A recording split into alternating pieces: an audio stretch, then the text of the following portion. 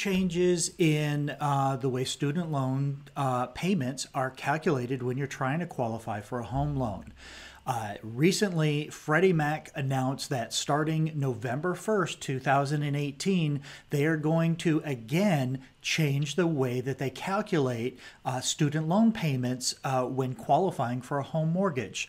So on this page, or if you're not on this page, if you're just watching this video, click on the link below because there's been a lot of changes since 2015.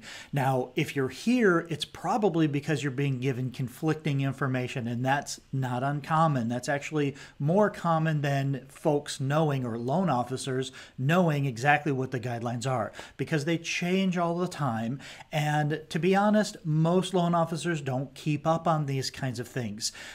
Most lenders also do not keep up on the changes, so they take the most conservative possible route and make it the most difficult that it can possibly be for you to qualify. So here's what the changes are. If you have student loans, let's back up a little bit.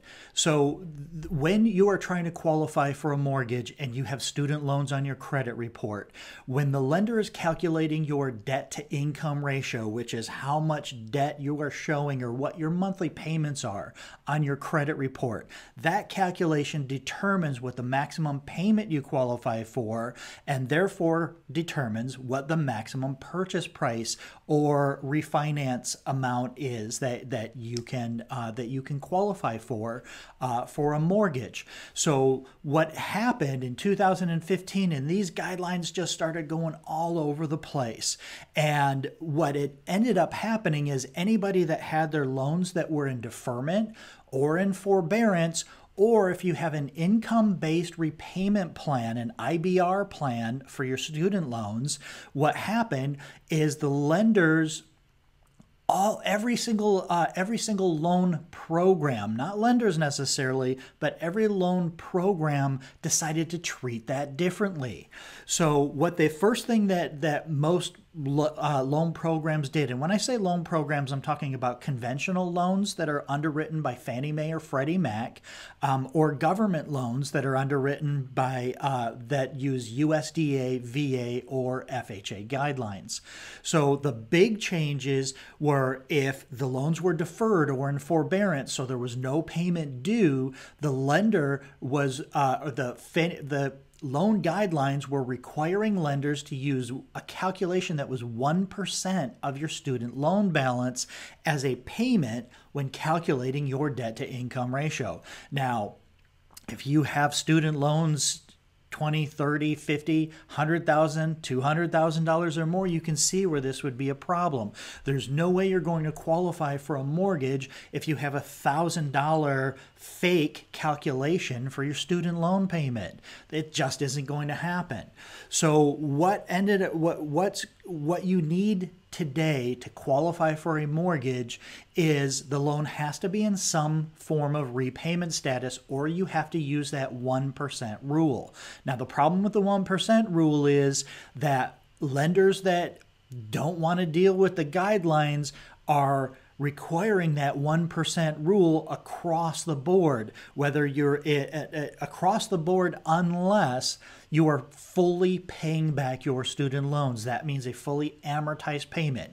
Amortized payment, think of that as like a car loan. So you have a fixed term of how long you have to pay back the loan, and by making monthly payments every month, it'll pay off the loan at the end of the term. So that's a fully amortized loan. All lenders, all underwriting guidelines will accept that payment on your credit report or on a statement from your lender, as long as the student loan will be paid off by making those payments for the entire term. Now, with the Public Service Loan Forgiveness Program, that's where the challenges start coming in. With income-based repayment, that's where the challenge starts coming in. When your payment is based off of anything other than paying that loan off at the end of the term, that's where things get crazy. So all the details are here on the page. There's no way you're going to be able to follow all of this, but I'm going to run through them real quick now. So Income-based repayment is the absolutely most common. If you're in a public service forgiveness plan, chances are that that plan, you have to make payments for 10 years. Most folks that are in that plan to have their loan forgiven after 10 years worth of payments, they're in an income-based payment now. So it's based off of your disposable income after you pay all of your debts. And many times that payment can be zero, but technically you are still in repayment. That payment, sometimes it's not zero, sometimes it's $5, $15 on hundreds of thousands of dollars worth of loans. I've seen this. This is very, very common. So what are your options if you have less than a fully amortized payment? Your options right now to be able to use that payment is only conventional financing. Conventional financing, which is loans underwritten by Fannie Mae or Freddie Mac. Now, currently, Fannie Mae is the only option if you have a zero payment on an income-based repayment plan. Freddie Mac, from 2015 until 2018, used to allow you to use the zero payment, and Fannie Mae did not. But in January of 2018, they kind of switched positions. Fannie Mae now allows a zero payment. Freddie Mac does not. Now, Freddie Mac announced a new guideline for income-based repayment plans that is effective on November 1st, 2018. And here's what it says. If your loan is in forbearance, or if it's deferred, or if you have an income-based repayment of zero payment, you can use a 0.5% of your student loan balance as the calculation for your debt to income ratio. Whereas Fannie Mae, if it's deferred or in forbearance, FHA, or USDA, you're using 1%. VA has a little bit different calculation that comes out closer to Freddie Mac's 0.5%. Now, if you have any payment above zero and an income-based repayment, and you can prove that either from a statement from your student loan lender or on your credit report, you can now use that program. You can now use that payment. In January, Freddie Mac required that be a 0.5% of the loan balance. They're rolling that back, and they're now allowing us to use the payment as long as it's greater than zero.